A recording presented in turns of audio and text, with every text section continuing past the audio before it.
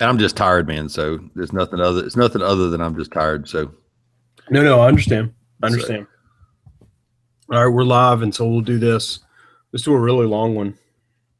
all right, Brian. We're shooting for a record. It's 10:31. Okay, we're gonna try to get done in less than an hour. And if I have to, I'm gonna say, David. That's what I want to do. When I'm ready to go, David, and flip the. When I'm ready to go from offense to defense or defense to special teams, my cue is going to be, David, who's your mini game ball? That's going to be my cue. Okay. That's going to be my cue. Who's your mini game ball? If you want, look. I'm seriously. I only want to do seriously. I'm sorry. No. Okay? Look. No. Here's the key. Yeah. I don't want this to go on. Here's the key. I know what you think about the offense. You know what I think about the offense. We don't need to spend 20 minutes telling each other what we think about the offense. That's fair. That's fair. That's fair. So, if we get a point in, then that's it. Yeah, let's just find some things to point out and let's roll. All right. Woo. All right. Let's do this. Hello and welcome to another edition. Oh, let me start that over. All right, Brian, we're done. That's right. Roll Tide. Roll the tape. All right. That's what I'll do. Brian, when we're ready to be done, I'll just say, this has been another edition of the Alabama Football Podcast. Roll fucking Tide. Done. Yeah. All Sorry, right. Brian. I'm a little tired tonight. I won't let you hear all this, but I'm just kind of tired, man. But don't forget, watch the ums. Okay. I might have a few more tonight because I'm tired. All right. Here we go. Hello and welcome to a championship edition of the Alabama Football Podcast. Tom, Saban typically gives the team 24 hours to get over a game. What do you think he allows for a third consecutive SEC championship? Well, man, because we don't play till New Year's Eve, he will probably give them one more day. I can see Saban, he's softened up in his old age, so I can see him giving them 24 more hours after this walloping of a victory. All right. So 48 after a big win. I'll buy that. Let's talk offense. What jumps out to you? Man, once again, we're blessed to have an opportunistic defense. Special teams decided to jump in with some non-offensive touchdowns, and this would have been a very different game. I mean, we had negative yards, but yet we were already up by double digits. We talked about this for a couple weeks now. We are fortunate that we have a quarterback that can go 11 of 20 for 110, 120 yards, whatever it was. And we still score 54 points. I mean, this is just not football that you and I have seen in our lifetime. And, it kind of reminds me of the 92 national championship team when we were in college. And, right, was the reason that, they put the whooping on Miami and take nothing away from the offense. But it's just like Auburn, right? We had 4 turnovers and they, had just gotten a little bit of points. And so we are blessed that this team can play really poorly in the first half and it just doesn't affect them. And, thank goodness we're Alabama fans. Right. Now, this offense, I mean, would you agree that this offense is a little more prolific than the 92 offense? Oh, sure. But but in 92, the defense was stifling and the defense was, I was comparing more of the offense just doesn't have to win games. Right. Right. I mean, they just don't have to win games. I mean, we would have won this game without the offense scoring a touchdown. And that's just weird to think about. Well, it is. And, you think about it being a lackluster performance, but 54 was hung up, right? Which is a significant number. The offense only had 372 yards, but there were times where that would be a big productive day, right? Only 25 minutes of time of possession, only 58 plays. But and again, you alluded to it. It's a third week in a row where there's just been a stat that just jumps off the page that just makes you just, want to scratch your head off. But, at one point, like you said, 16 points and 0 yards or negative yards, how do you do that? Well, it's one of those things Alabama does. And, from there, we went on to score a lot more points. Who kind of stood out to you on, even if it was lackluster, there was points scored. Who stood out to you on offense? My favorite play of the game was when we brought the jumbo package in with Deron Payne and Jonathan Allen and Brandon Green, and we brought the 1,000 pounds in. And I think Saban was pissed off at that point and said, "You thug, the way you acted on the previous play, we could have just not tried to score here." But, I truly think in my heart that Saban said right there, "I'm about to cram it down your throat." And that was my favorite play, I bet, of the season, when he said, "Okay, we're not going to take a knee here. We're not going to run a fullback dive. We're about to bring in the jumbo package, and we're about to just cram it down your throat." I thought that was awesome. I enjoyed that thoroughly. No. I completely agree. And we've come at offense from different perspectives, throughout the season. But this is without, unequivocally, this is common ground. In a goal line situation, bring in sort of the jumbo package. And we've talked about that. And there's opportunities and situations to do that. And this personnel grouping, I've only seen it a couple of times this season. I think a week or so ago. And then when they came in again Saturday, it was just so much fun to see. I mean, it's everyone you would ask for. We've talked about Brandon Green. Where is he? And running behind Bo, Bo behind that. But you bring in, Jonathan and Deron Payne with that. And in the block that Deron Payne put on the middle linebacker, I mean, that is just one for the ages, right? I mean, he just ran right through there, sort of untouched, and just hit the guy so solidly, knocked the guy off his feet, and Deron Payne is just standing there like King Kong. It's just amazing. That was just a joy to watch. And then, of course, Bo goes in and scores a big sort of physical elephant package touchdown, virtually untouched. That was fun to see. And, the common ground we're going to have in talking about offense is I wish we would have seen that package, 6 or 7 more times. It doesn't even have to be a proliferation, but there's, we could probably go back and pick out the 6 or 7 times where that would have made a difference. That would have been what we should have done in that moment in the game. And I'm just glad we're starting to see it at all. And maybe that's something we'll start to see in the playoffs. And we'll have a chance to talk about that as well. But yeah, that's a fun package to see line up. I'll tell you that in his Thursday night Hey Coach show, he's got a longtime listener named Pee Wee from Green Bay, Alabama, who, comes up in person a lot, and other times he'll call in, and he asked him a question, I think this last Thursday night before the Florida game, about, all the sideline stuff and all the behind the line of scrimmage and all that. And I would love to be a fly on the wall inside Coach Saban's office with Lane Kiffin, just the two of them, and they don't think anybody else is there. And I'd love a video camera, and I'd love to know once and for all where they stand on it. That's all I'm going to say.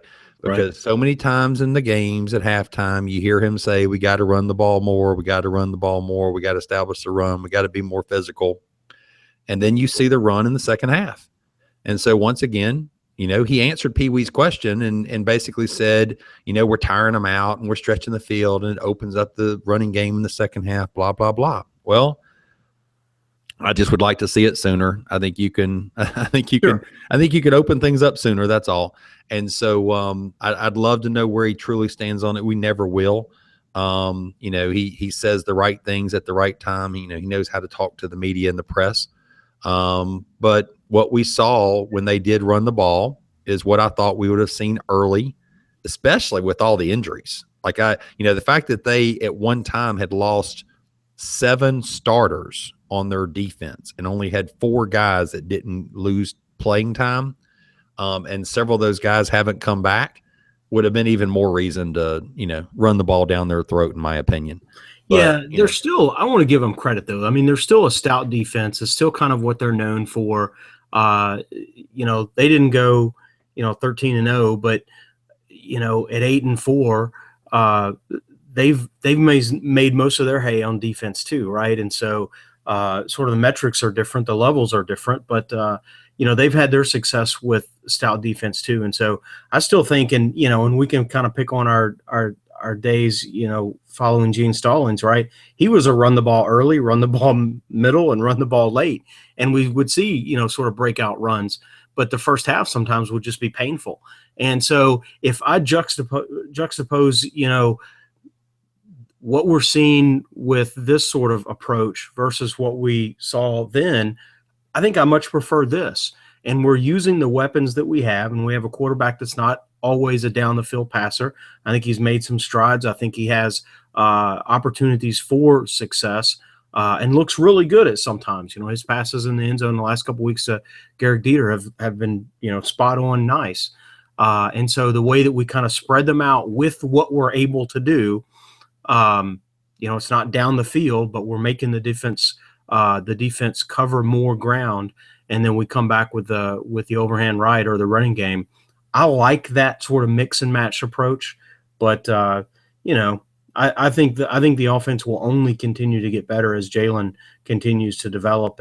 And again, I think we both agree, a lot of common ground. His poise, what he's demonstrating as a true freshman, is pretty darn impressive. No, I think the poise is there. I feel like he's regressed in the past, few games. I think he's definitely plateaued in the past few games. I like the fact I think that's a little bit. I think that's a little bit of the defense is like, okay, we kind of know what you're going to do, is what I think some of that is. Well, no, and the biggest thing that frustrates me, I like the fact they only had 8 carries. I was trying to find the actual play sequence to talk about this real quick. Is the biggest thing that is still happening, and it's easily correctable from Lane Kiffin, is they're giving him the option in the red zone to go through his zone read progressions as to whether he wants to keep the ball or not. Yeah. And, you clearly, when I went back and looked at the tape on TV, you probably saw this as well watching the TV portion. There was a play where he should have handed the ball off to the running back, and the running back would have walked in. And Lane Kiffin was holding his hands up saying, I did it, touchdown. And then he sees Jalen call his own number and go outside for no reason. And he's like, oh, no, why are you doing this? And he threw the ball away. And they had to get a stupid field goal. And he did that twice in the first half. So just to be clear, and this is where this is weird territory for us, because you're right. Gene Stallings, we would have been happy to win a game 13-7 and be like, oh, my gosh, we won 13-7. What a boring game. So it is weird that we hung 54 points on this team, which is the most they've given up in 20 years, and we still have these things to talk about, right? So there's just the embarrassment of riches, and that's just because of all the talent he has around him, right? Yeah. If he was a quarterback at Alcorn State, right, he'd be in trouble, right? No offense, Alcorn State, I don't know what you have, but let's face it, Calvin really did nothing in this game, and Calvin really was the #1 wide receiver in the nation a couple years ago. And the boy did nothing in this ball game because he didn't have to. So I just want to be clear that in the red zone, I wish he would just start calling the plays that he wants Jalen to run and don't give him options, because give him time to mature. And I think he's calling his number too much in the red zone. And so if the coach sees that as well, then stop giving him the options of what to do and just try calling a couple plays and make him run the plays you call, because you're the best offensive coordinator everybody says in the country. That's all. Yeah. No, I agree. Let's run an RPO without the P and the O, right? Right. Hand the ball off. In that situation, he clearly should have handed the ball to Jacobs. That would have been a touchdown. I completely agree with that. I think there were a couple times where the offense really was impressive when the defense stoned Florida at the 2, and the offense comes out and puts together, a 98-yard drive, and it covers 8 yards, and a lot of that on the ground, and it only burns 3 minutes, but that's just a death knell to Florida. And there was, that shows, right? That shows who the dominant team was right there, right? Yes, because they just out physicaled. I'm sorry, man, football. They just, No, you're right. And there was a Florida player. And I'm surprised maybe a player would say this, but a Florida player said that's when we knew we lost the game. Because they would have scored, if they would have scored a touchdown there, it would have made it a 10-point game, or it would have made it a close game. Yeah, it'd have been 34-23. So it'd been like 11 points. Yeah. Yeah. And then so you flip it the other way, and then it was 40-16. And then to drive the whole field, you think, oh, if we didn't score, but if at least, we can hold them to a punt or something. But, we're going to stone your offense, and then we're going to beat your defense, like literally take them to the woodshed. In the span of 3.5 minutes, we tarred and feathered them, right? And there's still a lot of ball left, and that's how we were able to run up the 54 on, and in fact, that started 3 straight possessions at the end of the game where we scored touchdowns. And the next play was, just as emasculating. We run 15 plays for 91 yards and take 7.5 minutes off the clock. So those are instances of the offense really doing, call it Tommy ball, right? In those 2 drives, those were like custom made for you, right? Well, but yes, and why I think it was Tommy ball is because they were at the 2, right? I mean, just to be fair, is you got a freshman quarterback, right? You're not going to drop him back in the end zone against a good Florida defense at the 2-yard line. You're not going to take a lot of chances, right? So what's the first play call? We run the ball. Oh, damn. We got 9 yards. How'd that happen? Now we're 2nd and 1. Damian Harris, 23 yards. Oh, shit. Now we're at the 34-yard line. 2 plays, and we've gone 32 yards. Now, here's what I'm going to say, too, because he is a freshman. And Gary Danielson said this on the telecast, which I thought was great. So now you're 1st and 10 at the 34, and Gary Danielson's like 2 plays, and you're already at the 34-yard line. Yep. He drops back to pass, and he just goes down a la Peyton Manning. To his credit, he doesn't take a hit. He goes down without taking contact, and Gary Danielson's like, he needs to learn to throw the ball away there. He's like, first, 2nd and 10 would be a lot better than 2nd and 19. Yeah. Right. And but what happened on 3rd and 19, okay, at the 25-yard line, when he threw the pass to Ardarius Stewart, and Ardarius Stewart ran a great route, okay, he clearly, had he hit him in stride, it would have been a touchdown. Mm-hmm. He juked the safety out. Ardarius Stewart has to stop. He has to go back behind him to catch the ball. The safety catches him. He tackles him, okay, but it was still a 31-yard completion. David, the reason that play worked so well is because it was play action pass. And this is Alabama football. And the reason that play went so well is because your running back had just had 2 carries for 32 yards. So that's just, you and I have been on different pages, okay, a lot, but this is it, okay? You got a freshman quarterback. You got a powerful running game, okay? Why don't they let him do more play action pass under center, which will make his life so much easier and will give him confidence with the down the field passes? Why? I think there's a reality too that says this all happened in the 3rd and 4th quarters after you've had a chance to wear out the Florida defense. And so I think again, it's sort of a recipe. This is how it starts to all kind of fit together. That doesn't mean you can't tire them out, sort of bashing them in the mouth, kind of Gene Stalling style running the ball, but you don't, you give the ball up a lot, and you don't stretch the field, and you don't do the things that our offense is doing, and you don't score nearly as many points. And so I agree. What we did in that stretch in the 3rd and 4th quarters was very, very impressive. I think you couldn't have done that in the 1st quarter. I think that had to be built upon what we did in the first half.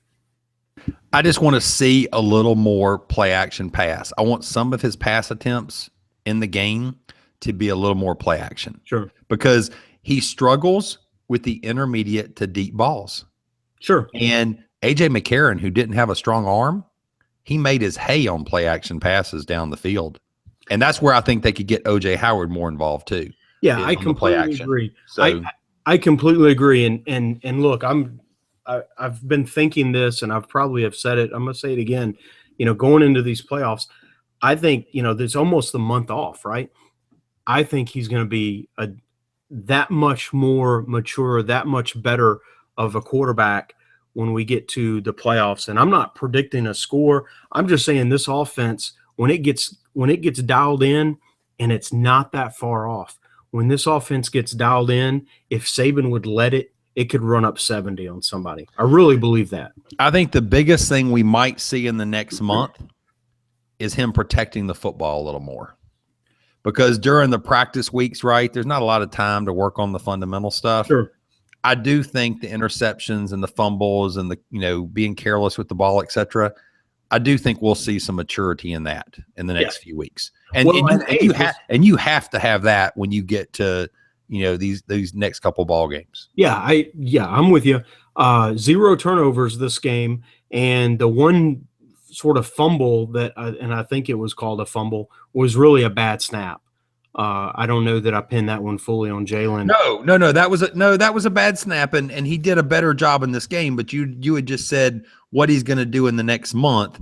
I think that's where we're going to see the biggest growth. Yes. Hopefully, will be that. But loved Bo. What did you think about? What'd you think about? Curvin was back in there at right guard real quick. I think he had a little tougher time with their interior linemen than he did against Auburn, which was surprising. I think he had a little bit of a drop off game wise. What else kind of jumped out at you on offense? I say this a little bit tongue in cheek, but what's the most dangerous offensive position on the Alabama team? And the answer is right guard. Yeah. Josh Casher broke his foot in this game. And so that's 3 guys, and really, 4 guys that fielding that position. I guess 3 because Curvin got hurt at left tackle, but he's played predominantly at the right guard position. So that's 3 guys. 4 people have played the position this season. All of them have, left games injured. 3 kind of while fielding that position. I just think, man, I don't know what it is about that position, but hopefully Josh is going to come back. It seems undetermined whether he'll be back for the postseason. Probably not, but it just depends on how bad of a deal it is. Hopefully he'll come back because he's kind of been that next guy in line, and I don't know kind of what the deal is with Lester Cotton at this point, but maybe he could come back in if needed. So, but I guess real quick before we flip the field, just to have fun with this for a quick second, I'd be interested to see, who comes out at right guard New Year's Eve. Oh, it'll be Curvin though. It'll be Corn Curvin. Well, I'm just wondering if there's any opportunity to at least do some experimentation, because I do think that I do think he was exposed a little bit in this game. At the right guard position, I think the lack of experience showed a little bit, just being fair. And so I just wonder if we at least have a backup plan to, slide Bozeman down, bring in, I don't think we'd slide Bozeman down because I don't think we'd move him off of center. But I'm curious to see if we see anything else at least experimented with in the next few weeks. That I've experimented with, maybe. Saban likes to treat, whatever the number of practices you get, coming up to a bowl, he likes to treat those, treat sort of the first section of those as like a second camp. And it's almost a good, let's go back and install the offense, and let's go back and do all of sort of the basics, and let's do all of the things that we did back in August. And so are we going to see headlines that, when the reporters are there for the first 8 minutes of practice and like, oh, look, Lester Cotton is lining up with the ones, or, well, I don't know. Is that because Curvin had an exam, or is that because, I guess not for this game. It wouldn't in December, but I mean, it could be anything of nothing. But are we going to see maybe a little bit of experiment around? Yeah, we'll probably see a little bit. And part of that, half of that is, Saban entertaining himself and putting something out in the press for, Washington to have to think about. So will we see it? Yeah. Will we see it in the game? I'd say no. Well, you might be right. We might just see Corn Curvin. But I think given the depth issues that that they are that they're faced with there, I hope we at least just look at some backup plans. No, I mean we definitely will, and there will be a plan. There's a part of me that says, who else would we put there? And not to, and I don't say that to suggest that we spend a lot of time talking about that, but if you Right. look at sort of how it's played out, it was Alphonse. Well, he's not, he can't go anymore. It was Cotton. He's maybe the only sort of X factor that could come in and maybe get some reps. But, he got a little dinged, and coach was very explicit in saying that he wasn't developing at the position that we wanted to move him back to tackle. So that's kind of where I think he is. And so Corin, who was the swing tackle, has moved there. So I think that's part of the reason you have to put Cotton back at tackle is you got to have somebody swinging at tackle. And Casher has come in. And so literally we've sort of drained the funnel. I mean, there's other names that we could put there, but then it becomes just an exercise of listing names as opposed to who literally is next, right? Well, I was thinking about Dallas Warmack. Okay. Just, at least to get a look. I mean, I'd love to see Brandon Green because I don't think Brandon Green's being utilized. I mean, Brandon Green's a big physical guy that if you're not pulling him, do I think he could line up at guard and plow forward? Yes, I do. But for whatever reason, they're not using, he's not being utilized the way he needs to.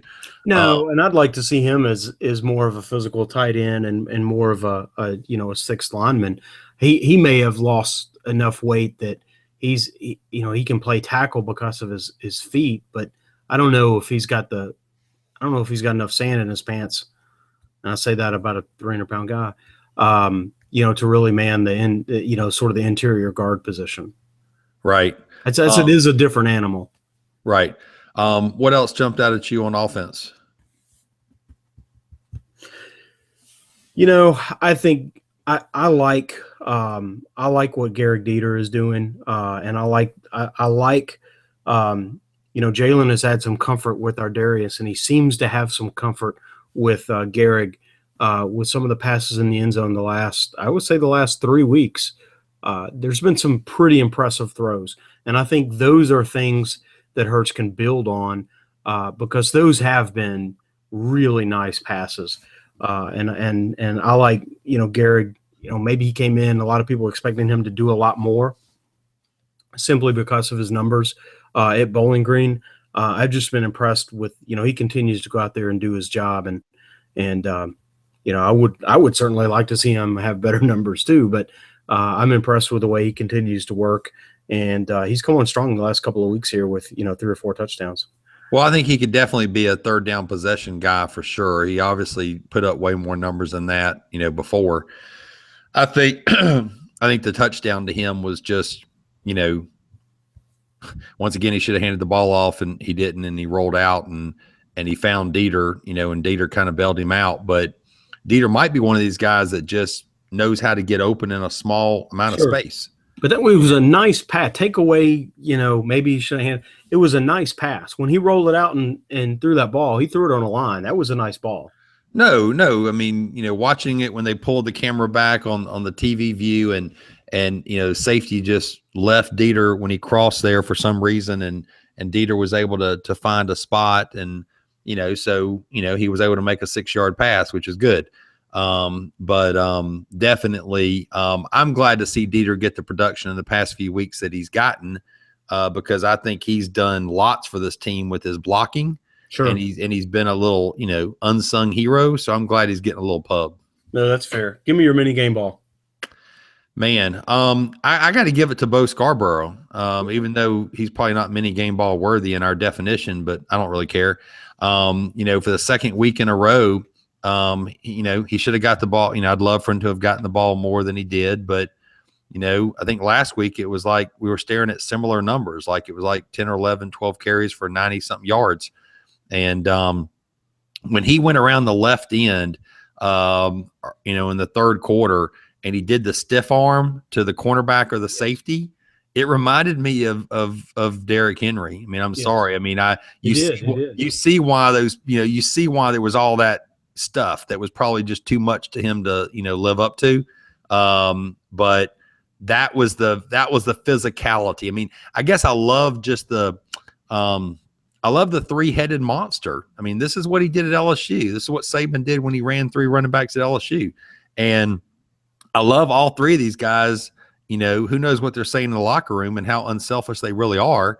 But on Saturday, you know, I just love what we're getting from all three of these guys. And Bo, just because of what all he started with at the beginning of the season, I'm just glad he's healthy, and I'm glad he's pounding people. No, I completely agree. I mean, you know, last year with Derrick Henry, it was like going to like a Brazilian steakhouse, right? Where it's all you can eat steak, and it's just give me all the steak that you can bring to my plate. And that was Derrick Henry, like, you know, 30 and 40 carries a game, right? And this is more like a balanced sort of surf and turf, a lot of different entrees, right? So we get a little bit of steak, we get some medallions, you know, with Bo out there, and then we've got a lot of other things that we can do as well. Well, and let's face it, right? They had to ride Derrick Henry. Sure. Right? Oh, yeah, yeah. No, I know. He was the horse, and they had to ride him. So this is what's ingenious about Saban.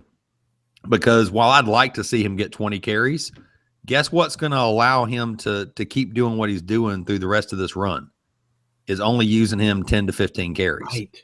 You're keeping him very fresh. Right. And he can be that. He can be that. Yeah. It's like we have that.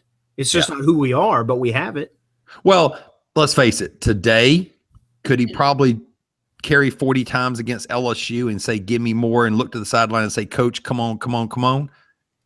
No, he probably couldn't, right? He probably would say he could, but I don't think he could today. Not in the game, not in the heat of the moment. Right. And so this is probably a better utilization of him for sure. But, you know, maybe next year, right? Maybe he's building up to something like that. Who's your mini game ball? I'm going to sort of twist the rules just a little bit. So I'm going to be Tommy like, but I'm going to go Derek Gore. I like the fact that, former walk-on, I like the fact that he scored him a touchdown, and I'm going to borrow from his performance on special teams when he blocked that kick. I think Derek Gore is going to be one of the more prolific unsung guys in this game. This walk-on comes on, with two big plays like that. I think that's very nice, and I just want to give a tip of the cap to Mr. Gore. Well, and especially because you and I both know Saban didn't think he'd score. And my second favorite play of the game after the Jonathan Allen campaign was, getting over 50 on him. Yes. I really wanted that very badly. No, that was nice. All right, so let's talk about defense, man. We were talking all the pub at the beginning of the podcast, and I still think it comes down to Jonathan Allen and Ryan Anderson. Sure. And and Tim Williams, and what they bring to the table. Reuben Foster as well. I mean, these are just guys other teams don't have, and it's an embarrassment of riches, and we're just blessed that all these guys stayed around when they didn't have to. Yeah, I just run out of things to say about this defense, and so what I'm parked on this week is this defense is a wood chipper. I mean, whatever you put into it, it's going to just crank it up. And if you don't, if you're not sure that that's a valid, sort of thought, then, try sticking your foot in a wood chipper and see how that works out for you. I just whatever this defense faces, it just chews it up. Well, I will tell you, when Marlon Humphrey did not go, yep, I was curious to see how they would handle that. And we did a lot of nickel, and we had Minka back there with Eddie. We had Tony Brown in there with Averett. But I'm sorry, let me back up. Early in the game, we didn't see Levi Wallace very much. Right. It seems like as the game went on, we started seeing him a little bit more. Yes. Which I was surprised. No. Just because of the 4 and 5 wides, and there was only okay. If I'm Florida and I'm McElwain, I'm thinking I'm going to go pick on this guy a little more. And I guess what I'm trying to say is between him and Nussmeier, I only saw one time that they threw at Wallace, and the guy caught a 5-yard pass, and it was a low ball, and he fell to the ground.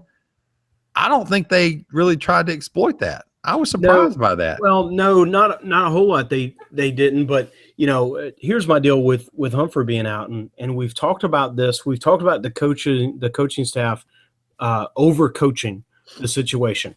Remember, we talked about who was a team? We talked about Arkansas being in a run formation when you should have just been in your nickel. Yep. Yeah. We should have fallen back to nickel. And there was another opponent where we did almost the exact opposite. We ended up playing a lot of dime based on their reputation, but we should have come back and played more in the nickel. Well, this is similar but different. I think we outcoached ourselves. We outthought ourselves when Humphrey couldn't go. Instead of next man up, let's leave everyone else alone, but put Wallace in, who has subbed for Marlon. He has come in, with the starters, with the ones, and he has subbed for Marlon, and he's played well. Instead of doing that, we shuffled the defense, and we moved Minka Fitzpatrick over, and so we had Minka opposite Averett, and then we brought in, Hootie. And just brought Hootie in as part of the nickel, right? Yeah, to play in the safety position, right? And on paper, you wouldn't have expected this to happen, but now that's Minka's third position to play, and he's really not played a whole lot of true corner throughout his career at Alabama. He's done it some, but not a whole lot. And so under live fire, with no week of practice, much less 2 weeks of practice when he had to get ready for LSU at the safety position, right? So with no sort of practice or very limited practice, he's out at that position, and Florida goes to work on him, and he actually gets beat a couple times early, even for the touchdown, right? And it's not that he's a bad player; he's just his technique isn't. Yeah, but see, to your point there, you could have just had him at the safety, given help over the top to a Levi Wallace, right, and just given support. Shade the support that way. Hey, look, we're a little bit concerned about, we like Wallace. We're a little concerned about him sort of carrying the mail for the entire game. Then shade coverage. Don't sit him down, because when you sit him down, you disrupt everything. And you also affect his confidence too. Yes, because he's expecting to go in, and he didn't go in, and he's like, "Wait, why are y'all juggling things like this?" Right. But when we put Minka back, and it's not his original position because we didn't move him back to to star, but we moved him back to safety, where he's been playing the last couple of weeks, playing well. And we did bring in Wallace. The defense kind of settled down, and part of that is Florida loaded everything out of their gates, like every sort of thing that we can draw up that we think that we can beat them with. This is it. And they drive and score a touchdown. They did everything on the first drive, and you're right, because there were, right there, all fans just need to be like, hey, this team, they average scoring 10 to 13 points a game. It's okay. Right. And so, and look, Michael Wayne's a good coach, and Nussmeier's, they have good coaches. And he coached at Alabama, so it's like they probably worked on those first 15 scripted plays for a long time. Yeah, and so he knows what's going to happen. There's a little bit of understanding of the personnel, and even though they haven't been there in a couple of years, they know they have a concept of the scheme, and when they see players move like that, they know that this is Minka's third position that he's played this season, and he really has never been a true corner. He has corner abilities, but he's never been a true corner at Alabama, and they've got him out there playing corner. We're going to go after that. And what's frustrating about it is, granted, we still killed them, and so we don't want to be greedy, but it was a 3rd and 6 at the 29 when Callaway got a 24-yarder to the 5-yard line, and the very next play they went at him again. And so, to your point, maybe they don't get a touchdown there, right? If you didn't have him where he was on 3rd and 6. So, on 2 plays in a row, when they needed it to happen, they went after Minka. Yeah, I just think that's an example. And that's not to say they wouldn't have gone after Wallace. I just think there's a certain, cornerback is a lot of skill, and it's a lot of technique too. And, given a couple of weeks, Minka will be one of the best corners. Next year he probably plays corner, and he's going to be one of the best corners in the league. So I'm not mad at the guy at all. I'm just saying there's a big shift in technique, from safety to corner, and I just think those movements kind of caught up with him. I think if Levi had been there, they probably would have gone after him too. And I'm not going to say they wouldn't have had success. I just think there's a greater likelihood of Levi being able to handle that because he's practiced all season at the corner position, and there's something to it. And if someone wants to argue that Minka's a better player than Levi, that's not what I'm saying. I'm taking it another level. It's the preparation and the technique that's involved in the position. And Minka just has been away from that long enough that it took him, it's better to put the guy in who's been practicing at that position than it is to try to put someone else there. No, that's true. I'll tell you, when Ronnie Harrison went down early in the game, yes, we've talked about what he has meant to the team with his, with his range and what he's been able to do, what he's picked up his game in Eddie Jackson's absence. When he went down, that really exposed, a big weakness. And so losing Humphrey, not being able to go, was a huge loss as well. But if Ronnie's got to stay healthy, because if they lose Ronnie, I think they're in trouble. And, against, depending on the, well, they'll still have the pass rush, which obviously, has helped them this big time this year, being able to get to the quarterback with four guys, which is a blessing. Ronnie's an X factor in the defense. He's if Eddie was the X factor, Ronnie's the Y factor. Well, and I didn't think that a few weeks ago. No, but that's becoming more and more apparent. More and more apparent. And if we go back and sort of track, not that we talk about him every week, but if we sort of track our instances of referencing him, we have spent some time with him the second half of the season. And I think we did at the sort of third of last season as well. He's a kid, and we've said this before, he gets better every week. And he, if Eddie's not on the field, and so now sort of the X factor in the defense, I think, is Harrison and what he's able to do and the different looks he's able to give. Look, I was saving this, but we're talking about him now. There was a play. I went back and looked at there was a play when it happened, and Danielson talked about it and looked at the replay, and I looked at it a couple times, and I went back and I was looking at some of the play-by-play. There were a couple times that Ronnie in the safety position, they sort of attacked him, if you will, with a screen, with a wide receiver screen, and he was able to make the play 4, 5, 6 yards. Right? There was a play in the second quarter, I want to say second quarter, where they set up for a screen. And so that was, Ronnie kind of shaded in that direction, and they ended up throwing a slant over the middle. Well, who broke up that pass? Ronnie Harrison. And if Ronnie Harrison had not broken up that pass, Tommy, that would have been a touchdown. It would have been one of those big, sloppy, how in the world did that guy get open touchdowns. And it was one of those plays where we're going to work the screen, we're going to work the screen, we're going to work the screen, we're going to draw up Harrison, and we're going to run a slant off of that, and it's going to be wide open. And the only reason it wasn't wide open is because Ronnie Harrison is one of the best safeties in the country. That's all I got. Well, that is true, and I remember the play you're talking about, and I will tell you, when Sean Dion Hamilton went out as well, yep, while he's not in there in the dime look, because they've been keeping Reuben Foster in there because he's, more agile now with what he did in the offseason. Because of that base nickel that they run so much, he was continuing to progress. And as soon as he went down, yep, they went after Rashaan Evans. They sure did.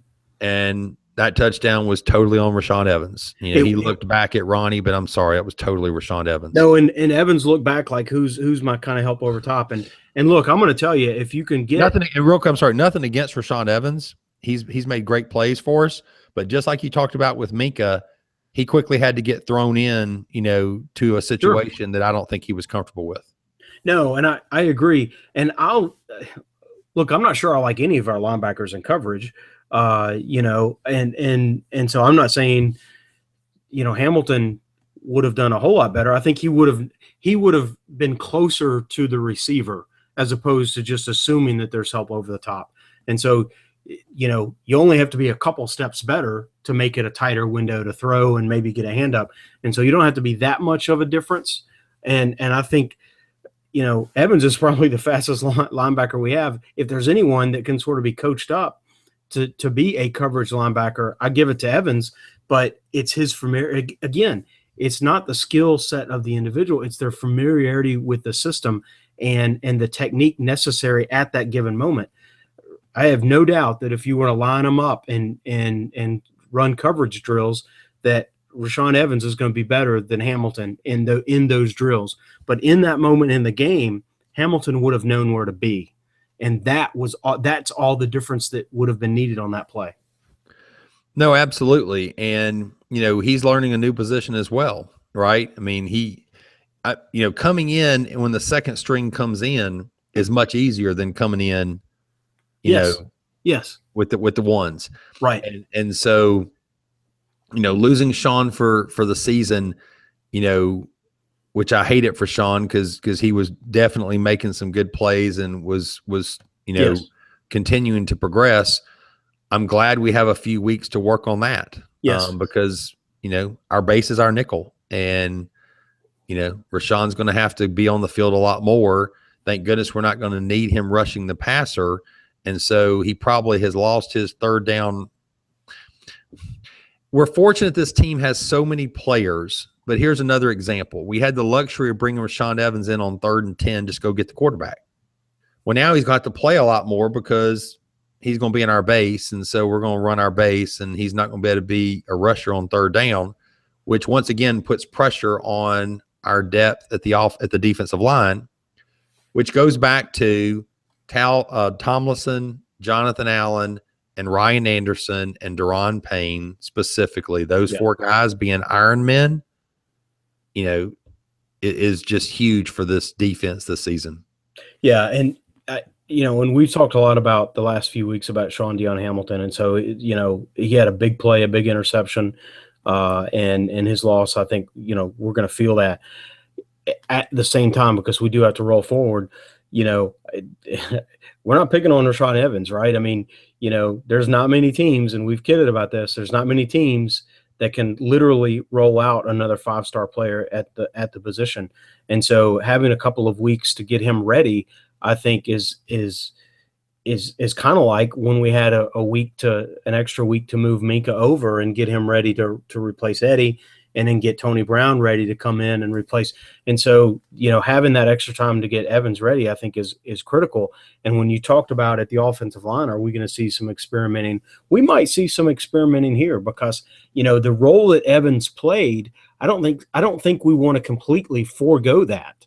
And so do we bring him in is in a replacement for Evans, or for Hamilton, but then do some sort of rotation there so he can still spend, some percent of time back at sort of his day job because he was effective there too. Well, we saw Terrell Hall much earlier as a result of this. Yes. And so I think Terrell Hall is going to step into those shoes of that role that Rashaan Evans was potentially doing. So, and we saw Jennings early too. Yes. And so it will be interesting because you're right. Those two guys can maybe backfill what Evans has been doing.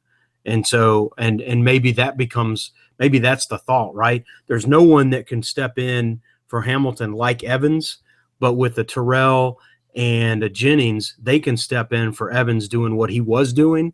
And there's less of a drop there than moving someone else in for Hamilton.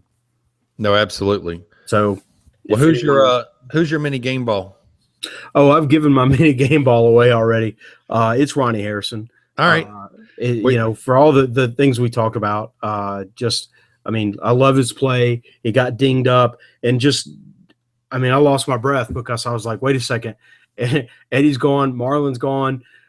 If Harrison's gone, then I can't even process how quickly, very quickly, like, what is that going to mean? and do we play a lot less? Do we end up playing a lot more base? And so all of that was sort of racing through my mind. I'm glad that he came back and played, saved a touchdown, later. Ronnie Harrison, man, he's my mini game ball. I'm gonna leave you stunned here at my mini game ball. In the spirit of the mini game ball, I'm gonna give it to Josh Frazier. Okay. And so early in this game, we saw, the offense wasn't getting the ball. They had only had 2 3 and outs. And because of the defensive plays and the special teams plays, the defense had to keep coming back out there. And so because of that, you saw Deshaun Hand early and you saw Josh Frazier early in this game, much earlier than they normally play.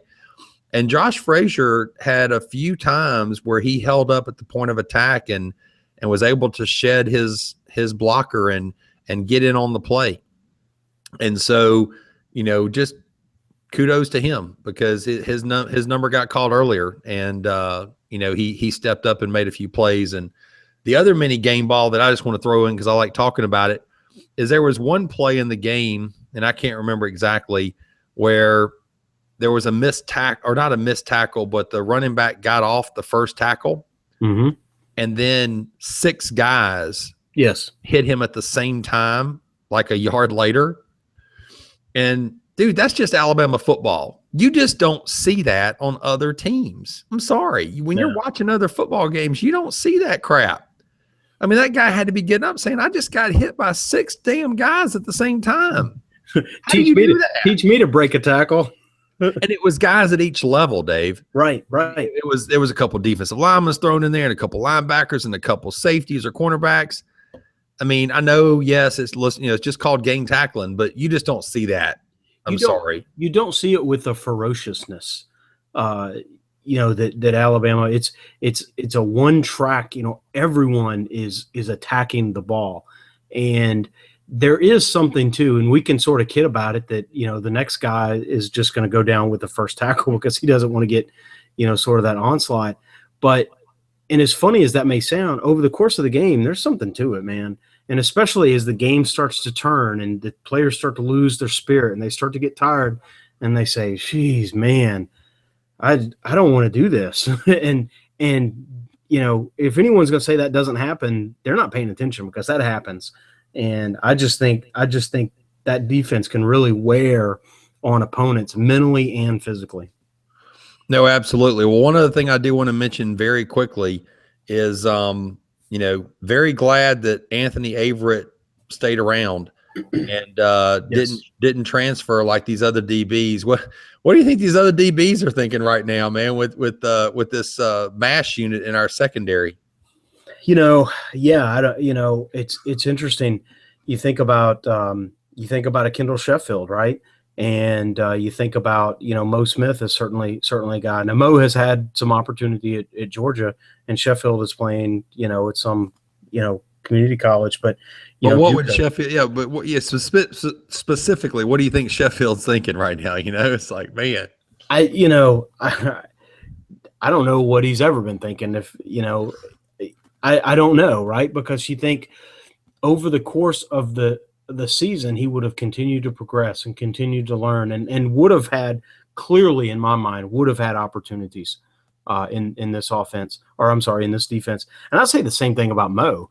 I mean, Mo probably got a starting job at Georgia, and so I don't know that he gets that at Alabama. But and so, he may still be comfortable with his decision, but he's a guy that certainly would have contributed as well. So, both of those guys, as far deep as we've gone into the secondary, it's amazing to think that we could have actually had those guys on the team as well. And you think, man, that would have been quite something. No, absolutely, man. Well, let's Hey, I just want to say this about Frazier because I was just about to mention him before you took us to mini game ball. Okay. And so you saw my notes or something, but there was a point, you said that he played early and he played often. Tommy, there was a point where he was in the game and it was so early in the game that my first thought was, what happened to Deron? It wasn't like, we're rotating. It wasn't just like, we're rotating. It was so early in the game that the rotation didn't even come into my mind. It was so early in the game. I was like, what's wrong with Deron? and so That's funny. so, the fact that he was getting that rotation, I want to see more and more of that, and I want to see him sort of live into it and develop into it. But yeah, that's going to be that still is going to be an interesting development as the the playoffs kind of take shape. Let's move to special teams. What'd you see there? I was surprised Adam Griffith stayed in the game Me too. as long as he did. What's up with that? I mean, he clearly was, laboring there. I'm just surprised with the score being what it was. He didn't stop taking kickoffs until much later in the game, and just seemed like he was out there in unnecessary situations. I was definitely surprised by that. There were a couple of weeks ago where it seemed that I guess it was a Chattanooga game where he seemed unnecessarily replaced by the Adam Papanatos, and I probably butchered that, but he seemed unnecessarily replaced in those games, in that game at that time for both the kickoff and a PAT and a field goal, I think, and so in this game where clearly he had gone down and was injured, and then just seemed to really almost, and Danielson was calling this out, he seemed to almost sort of have a negative mindset. Right. And there was a point where I thought we need to get him out. We need to get him out rather than just, kind of leave him in there. And I mean, sort of net, he kind of put up an okay day. I mean, he missed a long field goal and hit two others, and that's kind of what we've seen. There's a part of me that, and I hate to say I wish that we had taken him out, but there's a part of me that wonders maybe should we have taken him out. That's kind of where I sit on that one. I just don't know why he was in for the kickoffs in the second half.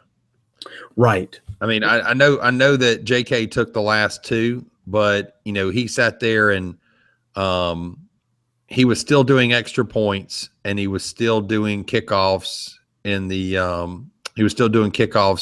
third quarter and into the fourth quarter, and that just seemed a little unnecessary. Yeah, I agree, especially with the injury. JK seemed very, very pedestrian. He only averaged 40.5 yards. But I think that was by design, because they were trying to keep the ball away from Callaway, and so I think he was doing what he was asked to do. And it was, yeah. But it is weird, man. That looks like Alabama kickers of old for us. I haven't seen an opponent have a better punt line than we have, I don't think, all season. Oh yeah, that dude he had 54.5 yard average. And he's a good punter, don't get me wrong. I mean, you have to be to do that, but it's just funny. I've not seen that. Well, I will talk real quick about the special teams. Yes. There's other topics to hit here. Well, I found it interesting on Gore's play. Gore still had to make the play. Yes. But they had to see something in film. Yes. Because, they had their two guys drop back there, kind of, in the 5 yards off the ball, but they only had two guys on the right and they had three guys on the left. And they clearly, like Alabama chooses to have three guys on the left and three guys on the right and one guy back to say, to call the snap. And Florida instead puts two back there, and they only have two on the right. Right. And so if you're going to do that, and the outside guy takes the outside guy and left Gore all by himself, well, then when Gore rushed in, and ironically, Dave, the thug who got kicked out of the game, and I should have given the ref a mini game ball at the beginning of the show for kicking his ass out of the game, thank goodness. He's the one that missed the block, right? That gave up the punt block. And so he was coached to slide in, and the guy Gore went right by him. And right. I mean, how do you not see him coming? Like, how do you not stick out your right elbow and knock him out a little bit? I don't know. Gore still had to make the play, but they had to see something in film. Yeah, I agree with that. Do you think Florida saw something on film when they blocked our I guess our PAT attempt, or were we just lackadaisical on that play? I think we were lackadaisical, and I thought that was Curvin. To be fair, at first I was going to lay the blame on Cotton, because Cotton was at left guard, but I Yeah. thought Curvin was at left tackle, and Curvin had his guy head up over him, who slanted in side of him and then just went behind Cotton. Now, technically, you're supposed to be blocking down there. Yep. So, if Curvin was the guy, and I think it was 78, it looked to me like, you just didn't follow through on that one. Yeah, I mean, you got to block inside out, and so like you said, if you block down, no one should get through, especially a PAT, right? But at least we traded 7 for 2. Yes, yes, yeah. I was trying to do the math in my head as he was running down the field. I was like, "We're netting out here. What's the differential?" But, I will say real quick, because there is a lot of talk about on special teams that he's obviously misjudged some balls, etc. I think against a very good kicker, which we just spoke about, I think Diggs did a better job. And I'm not talking about the return. I mean, I should give him a mini game ball, because had he not returned the last punt as deep as he did, Saban would have been able to lay on the ball. But because it was 1st and 10, like at the 20, I sat there and turned to my wife and I was like, we're going to get 50, because he can't do it. He can't shut it down. It's not masculine football. If you take a knee 4 times, you can't do that. Not right there. So thank goodness Diggs did what he did, because thanks to him, we hung 50. No, I completely agree with you. And the last 2 weeks, I've kind of called out, Trayvon is looking uncomfortable back there. And he shed that skin on Saturday, because he looked comfortable, like you said, not just in the big return, but in he had 3 for 90, right? And so he had 2 others, but he didn't let the ball hit the ground. He looked better real at smooth. judging the ball. Yes, he looked real smooth in sort of the play unfolding, and he hasn't looked that way before. That's the first time I've seen him. And so it's the kind of thing, what do coaches see in practice? Well, they may have been seeing that in practice, since midseason, but it's hard sometimes to get that onto the field, under the lights, with the crowd. And that's a different type of being comfortable doing it. And it just seemed that maybe that switch has flipped, and that's good, because I've been concerned about that. Oh, absolutely. And Xavier Marks is saying, good job, Trayvon. Good job. Yeah, thanks for that. But to your point, we don't need Trayvon, because of, if you were sitting here with offenses that couldn't put points on the board and defenses who couldn't stop people, you'd have to put more on a kid like that. We don't really need him to do anything but fair catch the ball and not lose 20 yards on misjudging the ball. We don't need him to do anything fancy. And as long as he, great, Eddie Jackson was doing great things for us there, which was awesome. But it was just icing on the cake. It was icing on the cake. It was that good cream cheese icing on top of the cake that you don't really need to eat. Well, we don't need our Darius Stewart back there. And so as long as you judge the ball correctly, you keep him from being back there. Yeah, you don't have to cut me the piece of cake that has the rose on it, right? Because I don't need that extra icing. Just like the regular slice is okay. And I've never said that, but for the analogy, we don't need our best. We don't need, quote unquote, our best player, back there, and we just need someone who's competent and capable. And again, it goes to the riches, the vastness of riches, that we can have one of everything and 2 of most. And so with him back there, we don't need him as an offensive weapon. Just go get comfortable at a punt returner. And he just seemed to show flashes of that on Saturday. And I'm excited about that, because that's something we can build on. No, absolutely, man. Well, let's flip the page and talk about, Washington Huskies. I mean, I guess I'm glad we're matching up against a Pac-10 team. I mean, hey, let me throw this at you before we go Washington. What do you think about Cooper Bateman transferring? I don't know when that's going to happen.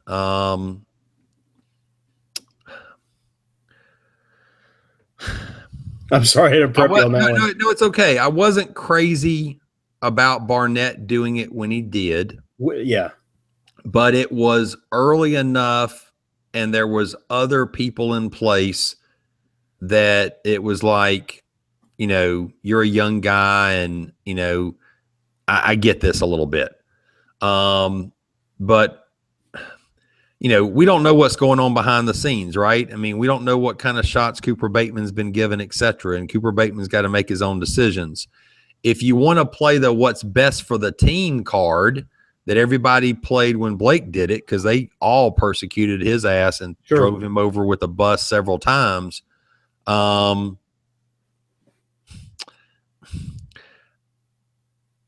Now David's your guy if something happens. And so if I'm Lane Kiffin, dude, I don't think you can even run Jalen Hurts 8 to 10 times a game. If I'm defenses, I'm sorry, this is football. This is man football. If I'm defenses, I legally try to knock him out of the game if I'm Washington.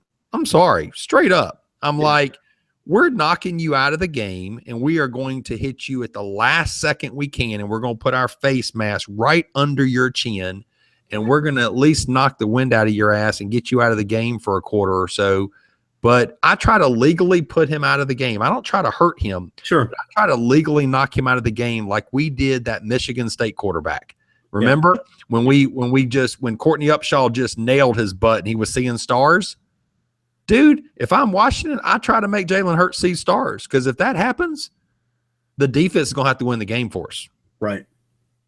So that's a long-winded answer to say, is it selfish of Cooper Bateman? At this point, I don't think it needed to come out. What does it hurt now to wait a few weeks? The trick is, where's he going to go, and when do their classes start? I think that becomes, part of the factor. If he wants to go somewhere, get into spring, spend spring practice with them, then what's the latest that he can enroll? And so I get that differently. So if that's the case, real quick, then that's the disadvantage for the two teams in the national championship game, because only those two teams have to play the second week in January. Yes. Okay. And I understand sort of the logistics on that. And actually, I understand the logistics with Blake too. I mean, he's going to technically sit out a year, and then be able to go to another D1 and play and start for them before their conference season starts next year. And so he has identified a loophole that the NCAA will be quick to close. But I get his logic. That just feels like bailing on the team mid-season a little more than what Bateman is doing. And that may be splitting hairs a little bit, but I get it. And he's doing it in a more conventional way, and maybe that's what I'm accepting. But I don't think you can put it out there, though. I mean, if you want to talk about it behind the scenes with the coaches, I mean, you and I both know there's all kind of things that go on that no one ever finds out about. Well, I just don't understand why this had to get out at all. Well, because it was it truly was announced. But why? It has been, the coaches came out and announced it on Monday. It's been something, and it wasn't just announced. It was announced that he had been cleared to transfer. So it's a discussion that's been going on, for a while. I just don't know why it had to come out at all. I'm just saying, what does it do to help the program? Like right now, you're going to get a ring if they win a national title, right? But if he's shopping his services, if he's shopping himself to schools, it's got to come out. He can't do that and it not be a known thing. Well, what do you think David Cornwell's thinking right now? I just hope, I don't know what he's thinking. I hope that, well, I guess I could hope a couple things. He was dinged up in camp, and that's why he kind of fell down the roster. I hope that he's healthy, and I hope that, you can talk about a backup quarterback being, one play away, but when you're 4 and then you're 3, you're more than just one play away. And so now he might be 2. I hope that he's been sort of given his best. And I have no reason to suggest that he hasn't been. There's a little bit of human nature sometimes that he probably is thinking about transferring too, frankly, right? I mean, true freshmen come in, quarterbacks want to play, I figured it might be a mad rush, uh, kind of at the end of the season. It got a head start, but I hope that he's ready, if that makes sense. Yeah, but he's not. He hasn't been given any reps, and we talked about this. We talked about this at the beginning of the season that Cooper Bateman should have been playing more. And so I understand you're trying to develop your quarterback and your freshman and getting playing time, etc. But you and I both know that this isn't the years of Gene Stallings 13-7. You do have a great defense. You Yeah. do have an embarrassment riches. You are kicking the shit out of people, and you should have played Cooper Bateman more. I mean, you look at these stats on the year, the boys only completed 12 of 14 passes for 120 yards. I mean, really? That's all the opportunities you've given him in the games? Right. So I can understand why he's not happy. Sure. I just think that right now, not to repeat what I said, but if I'm Washington and the winner of Clemson, Ohio State, I'm thinking the only chance we beat Bama is to knock their quarterback out of the game. Right. That's all. No, I get it, right? What aside from like getting after our quarterback in that way, and we can get back together and we can talk about this game in more detail. But what do you think about playing the Huskies? Any sort of initial thoughts? Dude, I'm not worried at all. Come on, man. They lost to the USC Trojans 26-13 that we just waxed in Dallas, Texas. I'm sorry. Congratulations. You're 12-1 in a Pac-12 schedule. I mean, really? You played teams like Idaho Vandals and the Portland State Vikings. Ooh, I'm giving bulletin board material for the game. I mean, I'm sorry. It's Washington. I mean, I'm going to enjoy it. I mean, it's, what a matchup. I mean, this is great for us. Clemson and Ohio State get to knock off each other, and we only have to play one of you. If Ohio State would have dropped to 4 and we'd have had to potentially go through Clemson and Ohio State, that would have made it tougher. But these other SEC teams are saying, what? You get to play Washington in the first round? Dude, that couldn't have set up any nicer for us. No, and I mostly tend to agree with that. I really, really like their coach, Chris Peterson. I do think he's one of the really good coaches in college football. And I do think, he had some magic drawn up when he led that Boise State team over Oklahoma. And so I just think that, everyone talks about Saban given enough time and to prepare for somebody. And I agree with that. But, you could say something similar about Chris Peterson, that he probably knows he's going to be a little bit outmatched. But, the talent he has at Washington relative to Alabama compared to what he had at Boise versus Oklahoma, the separation there might be a little bit similar. And I really like their quarterback. I think they may have some tricks up their sleeve. I just think our defense is tricks are for kids, and I think the defense is going to come out and wood chip them. Well, this is a situation where, we can talk about this more when we get back together. But if you did, if you had a defense who was giving up 40 points a game, right? And if you didn't have all the talent on offense, I mean, O.J. Howard could blow up against Washington Huskies and they don't even know to look out for it because he's, caught 30 balls for the season. They have so many weapons that Jalen Hurts can utilize. And then with the defense, Washington's got to be thinking, well, why do we have to play you this year in the 10 years of Saban? Why this year? Right. It's just a bad matchup for them. I mean, we can win ugly.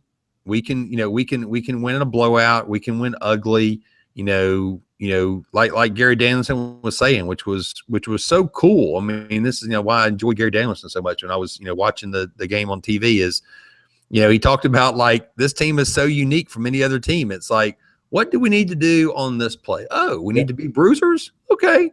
What do we need to do on this play? 5 wides, empty set? Okay, we can do it. I mean, the other teams can't do that crap. That's it.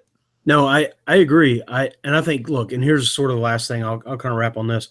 I think that, Washington has to travel to Atlanta. Washington is coming to Atlanta to celebrate being in the college football playoffs, something that Washington would not have thought possible in August. Correct. Alabama goes to Atlanta to do work. Well, and let's face it, right? When we played Utah, many years ago, it seems like a long time ago now, we didn't want to be in that game, right?